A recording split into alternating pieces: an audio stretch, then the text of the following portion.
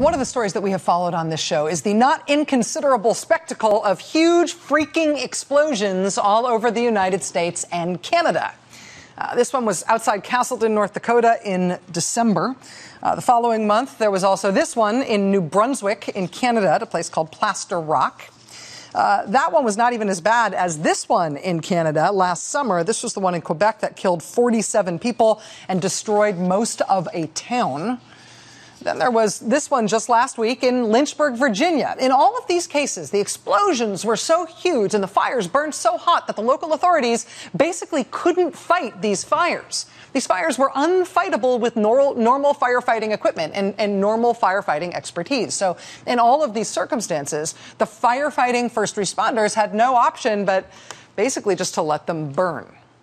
And in all of those giant explosions producing huge, unfightable fires, the thing that blew up was one of these, at least one of these, a rail car carrying oil. In most cases, it was oil specifically from the Bakken Shale Formation in North Dakota.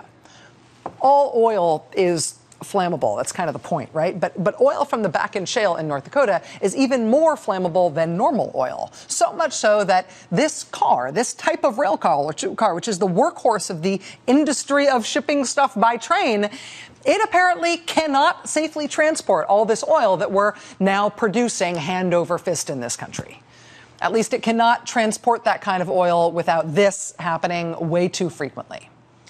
And no matter where you live in America, this pertains to you, because whether you live in a small town or in a city or in the suburbs or out in the middle of nowhere, if you have ever seen a train rumble through your town or anywhere near your town, and you know you have, odds are nowadays that unless it's an Amtrak train or you live in Disneyland and it's the monorail, odds are that if that train that you've seen anywhere near your town is carrying any freight at all, it is carrying oil.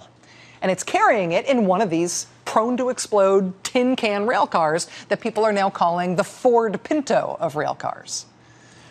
The number of rail cars full of oil shipped in the United States went from less than 10,000 in 2008 to more than 400,000 last year. These things are everywhere, and all of a sudden. And even the industry admits that these cars are not a safe way to transport oil. Well, there has been a new development on this story today that we've been covering for a few weeks now.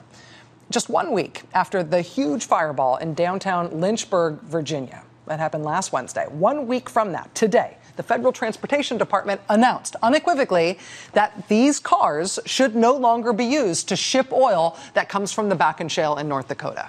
These cars make up about 70% of the fleet of rail cars that we have got in the United States. So if, as of today, these cannot be used anymore, that's a really big deal, not just for the threat of your downtown blowing up like a wartime conflagration next time one of these bomb trains rolls through your town, but also for the industry, which, again, this is the workhorse rail car of the industry. And the industry does not want to spend the money to upgrade tens of thousands of rail cars to stop the risk of this. It remains to be seen if the oil companies will pay attention to this voluntary directive today from the Transportation Department. What the Obama administration announced today is a safety advisory. It doesn't require anything by law, but it does tell the oil industry and the rail industry that what they've been doing, shipping this oil all around the country, is unsafe, and they should stop doing it. If they don't stop doing it, then the next question is whether or not the administration will go one step further, like Canada has, and make this change into law. Make it binding. If it's no longer a safety advisory, but a binding rule, if they do that, expect the oil industry to start wailing like a room full of kindergartners seeing their moms walk away from them on the first day of school. The safety advisory to stop the bomb trains went out today. Now let's see how the oil industry responds. Watch this space.